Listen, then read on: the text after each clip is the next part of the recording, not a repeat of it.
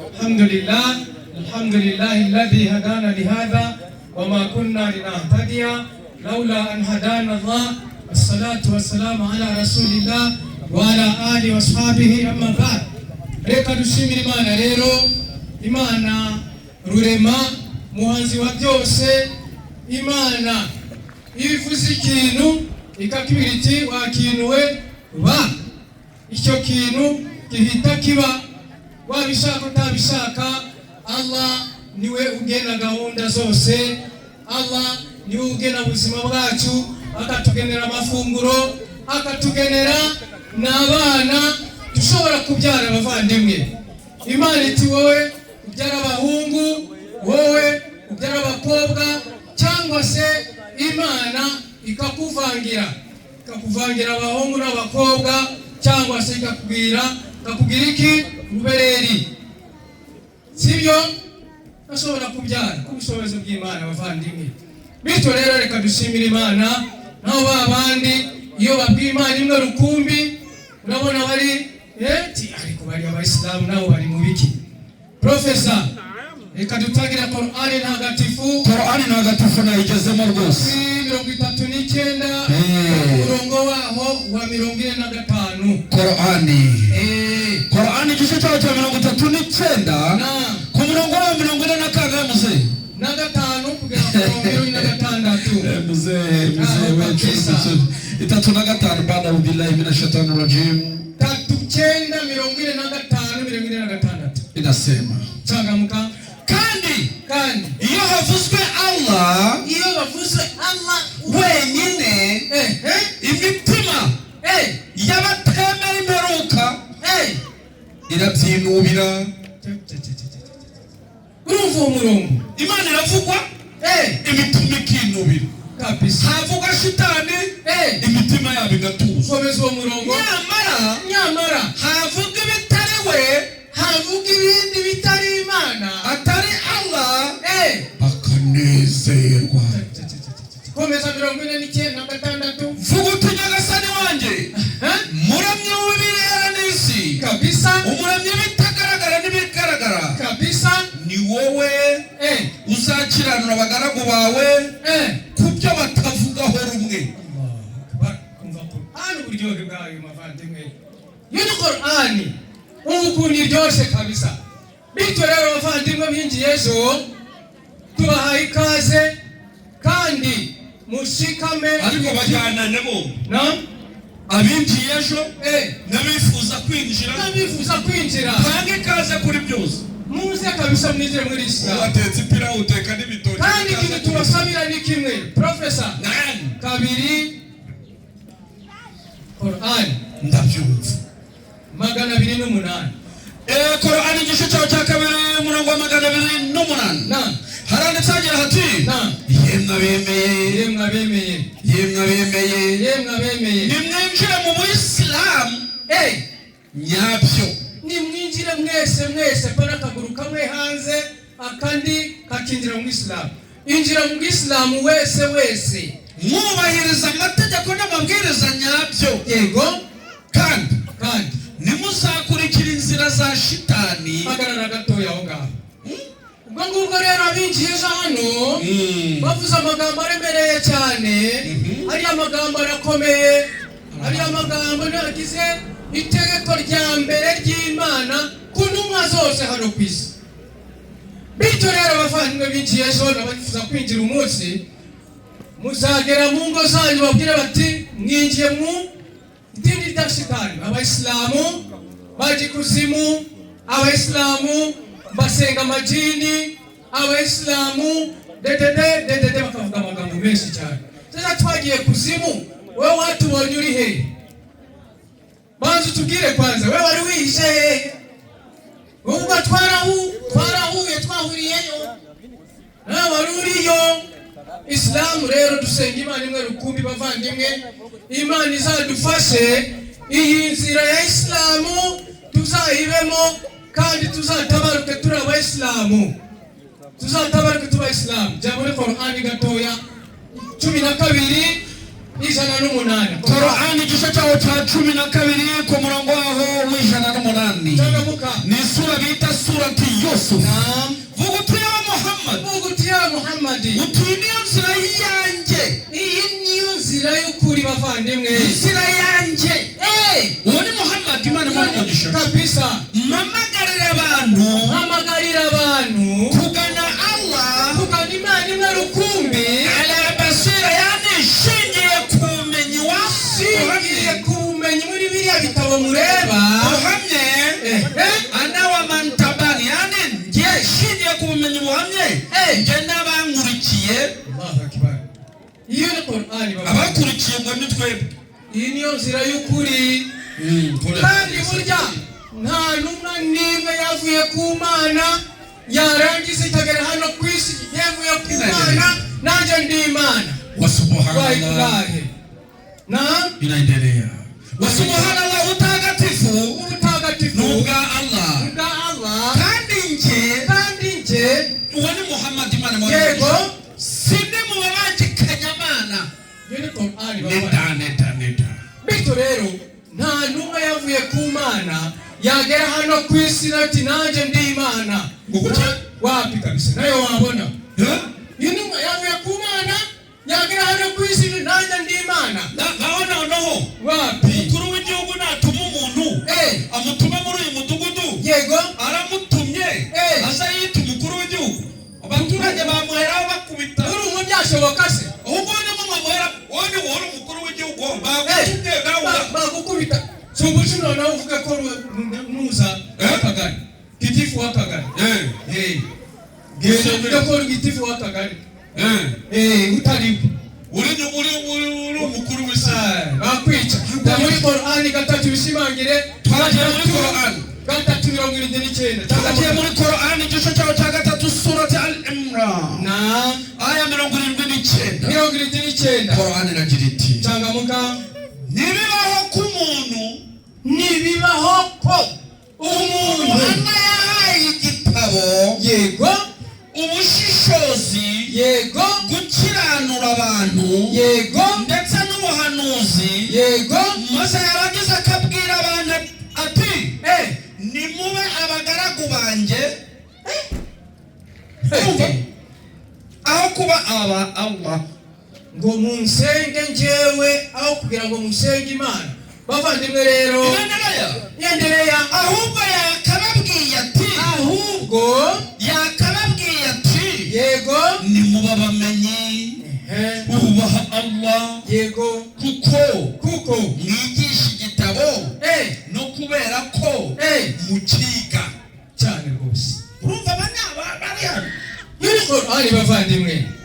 Sasa rero reka tugaruke bavandimwe, iyo Mana tumaze kuganira muri iyi mirongo mikeya, Imana abayisilamu basenga yitwa Allah. Iyo Mana tuyigaragire gute? Ni iyihe mpamvu Imana yatuzanye hano ku isi bavandimwe? Ese twaje hano ku isi gucuruza, kubyara gusa, warangiza noneho abantu ukabasiga ukagenda bakureba? Twaje hano ku isi kunyonga igare gusa? Twaje hano ku isi guhinga? Twaje hano ku isi korora? Hari impamvu Imana, hari intego n'impamvu Imana yadusize hano ku isi. Ni iyihe?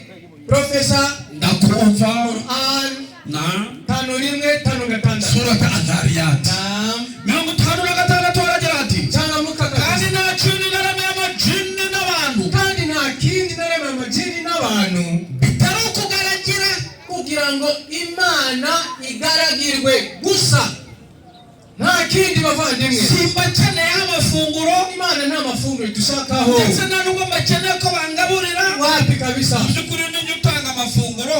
Kasubiremo. Mu by'ukuri jewe Allah ninjye utanga amafunguro. Nyirimbaraga ukomeye bihebuje. Allahu akbar. Iyo ni Qur'an. Watilimati. Rero Yesu nawe yaje kwigisha ibivuzwa muri uyu murongo. Yesu yigishije abantu ko Imana nitanga amafunguro. Yesu nguyu Yesu kabisa. Wapatiye. Jamu ndi Matayo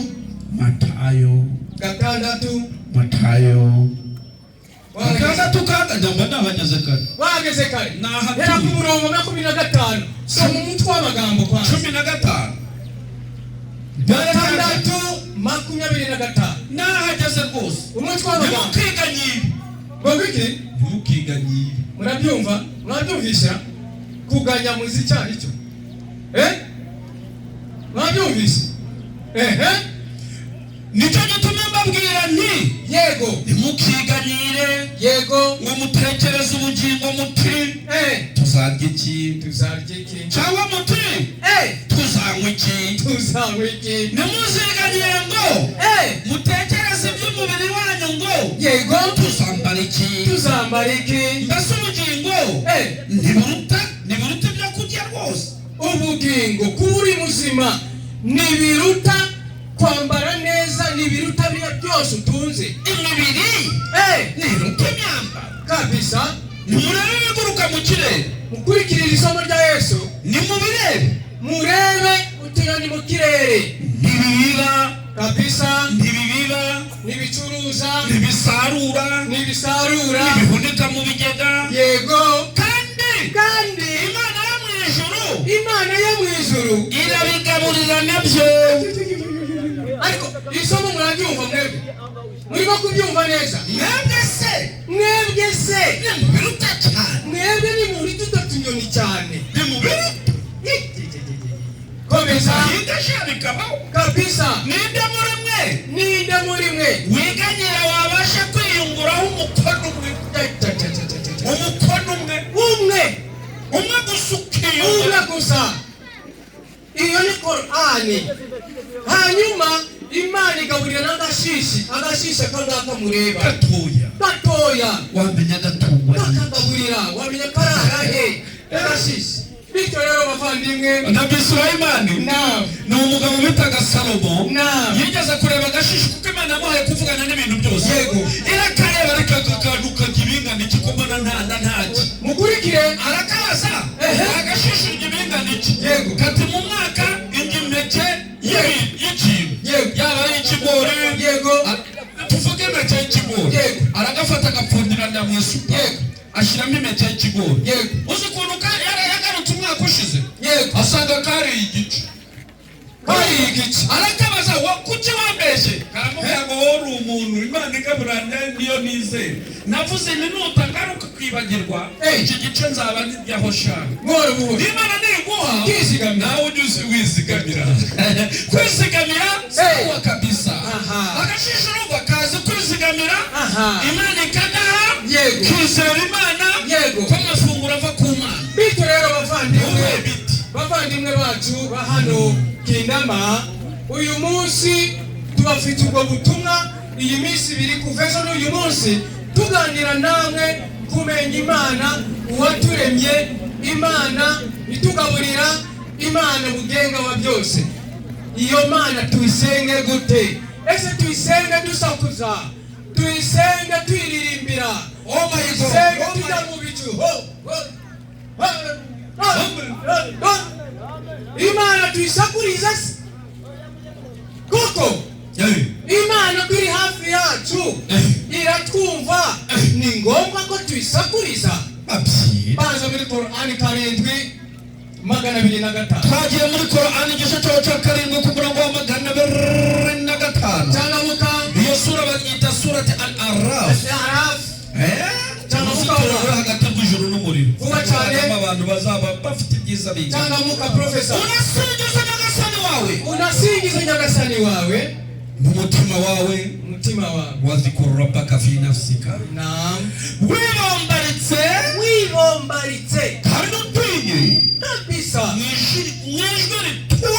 mwishwi rituje nta rusaku kasubiremo nta rusaku mu mvugo ibyo bikore mu gitondo na nimugoroba yego kandi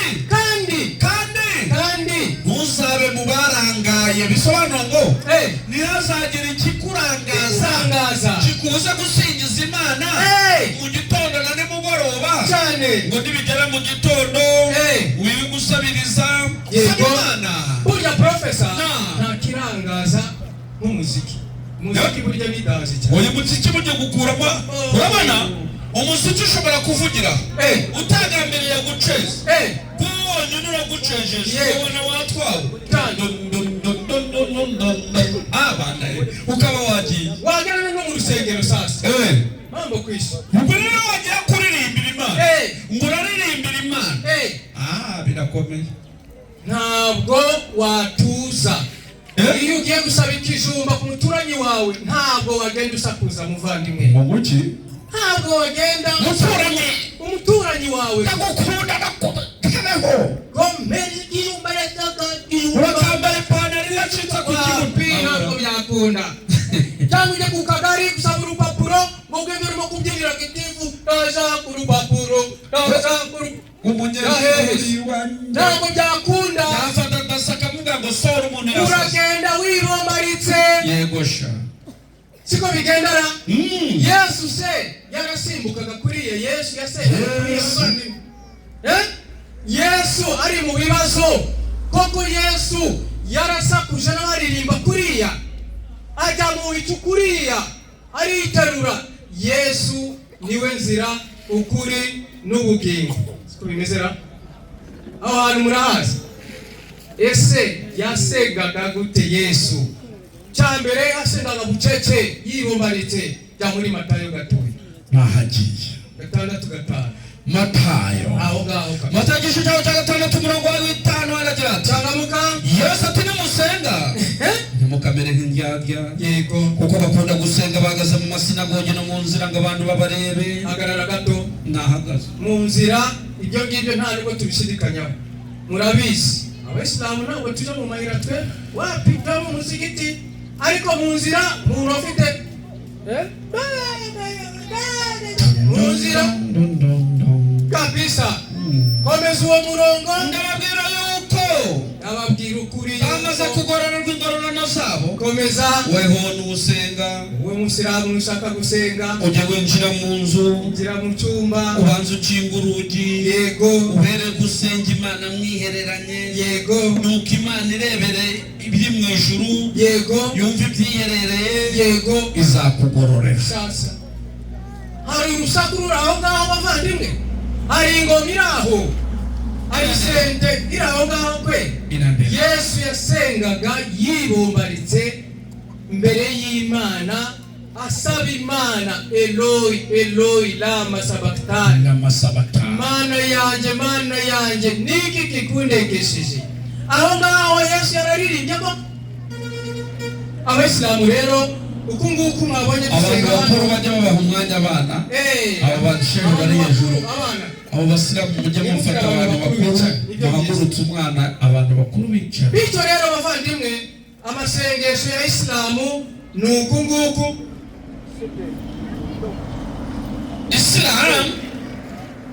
Isilamu rero dusenga ariko musaza mbere kuba urababwira Isilamu ubundi bisobanuye Isilamu ni ukwibombarika cyangwa se kwicisha bugufi imbere y'amategeko y'Imana cyangwa se kugaragira Imana kwicisha bugufi munsi y'amategeko y'Imana reka tujye muri Bibiliya none se niba igisobanuro ari ukugandukira Imana kwicisha bugufi yego ubu utari umusilamu ni hatari nawe witoranye muri Yakobo bahageze kane Yakobo kane Yakobo igice cya 4 ku murongo wa 7 turi muri Bibiliya Yakobo nukora mugandukira Imana nukorera mugandukira Imana yego murwanya Satani na wazabahunga niyo mpamvu Abayisilamu iyo tugiye gusoma Qur'ani tuvuga gute bisobanuye ngo uba Abayisilamu a'udhu billahi minash shaitanir rajim murwanye Satani n'abazabahunga kandi iyo tugiye gusoma Qur'ani ariko turabanza kwaza ayo magambo abandi mnajya mbyumva babivuga cyane rwose ntabwo ariko bindeba ntabiba iyo ni Islamu bisobanura kwicisha bugufi munsi y'amategeko mwamaganye ko ari Satani ngo iki umwamaganye Islamu rero itegeka umwisilamu bavandimwe mwebwe mwigiye ejo mugomba kujya musenga 5 ku munsi kangahe 5 ku munsi mwabyumvise ra kangahe 5 ku munsi Imana mu magambo magufi tw'Abayisilamu tuga hari amasengesho y'amanywa kandi umuntu atabizi. Hakaba n'amasengesho nijoro muri Islam yagabajeho ibice bibiri, ku manywa na nijoro. No muri Bibiliya nuko bimeze. Reka tuanze kwanza unga muri Mariko 3:35. Mariko igice cya mbere 35. Ngo nisengesho ryakangahe? None asubuhi mu gitondo mu rukerera. Mu gitondo muri ababyita alfajiri. Alfajiri. Nuko mu museke Yesu arabyuka. Arasohoka ajya mu butayu asengerayo mu butayu mu museke alfajiri. Natwe Abayisilamu mu gitondo zumva ya magambo Allahu Akbar abo twavugiye hanga Mana niyo nkuru Ashhadu an la ilaha illallah. Na ili mani bekwe gusenga mukuru birati mani mweruku. Ashhadu anna Muhammadar Rasulullah. Muhammad ni numwa y'Imana. Hayya ala salat. Nimwihutire gusenga. Hayya ala al-falah. Nimwihutire agakiza. Allahu akbar. Imana niyo nkuru. La ilaha illallah. Na ili mani bekwe gusenga mukuru birati mani mweruku. Amagambo ni mabi koko. Uruse. Uvuga ibindi uvuze ingoma n'ibiki bikura. Ni ikibazo gikomeye. Ubundi ngo musaba ibintu bihize hamagara. Bavandimwe rero zihamagara bati Imana yabahitiyemo inzira y'ukuri mu bimenye mushikame. Abandi bababeshe ngo mujya muri Islamu ngo Abayisilamu kasubiramo neza. Yenye inzira y'Imana bayitiyemo iki? Inzira y'ukuri nimwe rudende ntabwo ari ebyiri wapi kabisa, ntabwo ari eshatu. Iyo nzira y'ukuri nimwe no yo kugandukira Imana n'ukugandukira Imana mu Islam. Bityo rero bavandimwe izindi nazo bazivugira mu rukerera twabivuze salati subuhi tugiye saa sita Profesa wageze Byakozwe n'intumwa 10:39. Ibyakozwe n'intumwa igice cyawo cya 10 ku murongo 39. 9 cyangwa muka haranditse ati natwe turabaga bagwamya ibyo oya 19.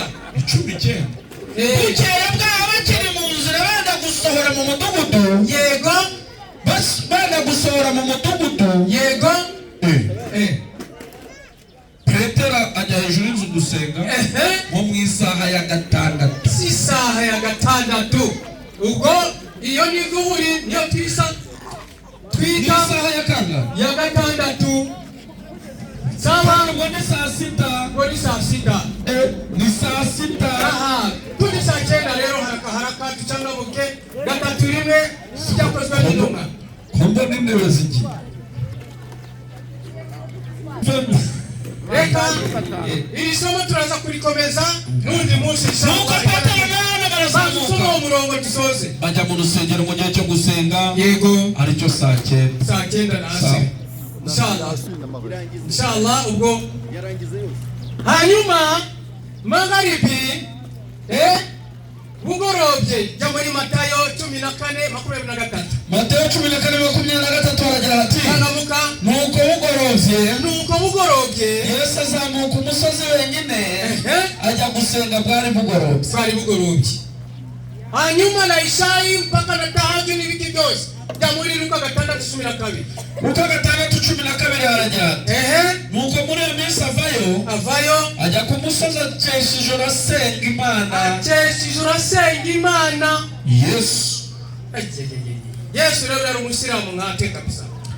Nayo mpamvu dufata umwanya kugira ngo twigisha abantu inzira y'agakiza, inzira ya Yesu. Yesu yari umusiramu, uzabihakana naza tubaze kugira ngo tumusubize. Reka rero dushimire Imana. Aya masomo tuzayakomeza n'ubutaha inshallah. Wabillahi tawfiq wa hadha. Assalamu alaykum wa rahmatullahi wa barakatuh.